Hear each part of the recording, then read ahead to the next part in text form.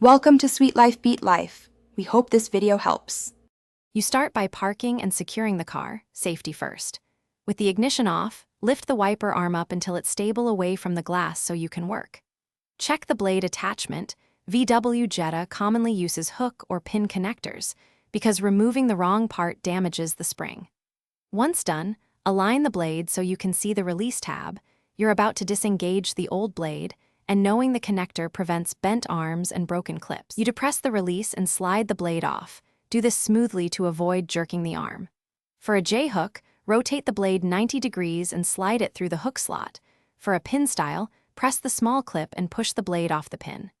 Take your time because the arm spring stores tension and can snap. That's why you support the arm while removing the blade. Once the old blade is off, compare it with the new blade to confirm length and attachment type. You align the replacement blade's connector with the arm and slide it into position until you hear a positive click, which means the lock engaged. This prevents accidental release. Lower the arm gently so you don't crack the glass. Then start the car and cycle the wipers through low and high to check sweep, pressure, and streaking.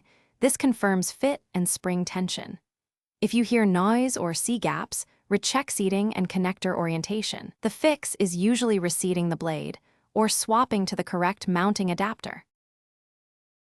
Thanks for watching. Consider subscribing if we helped you.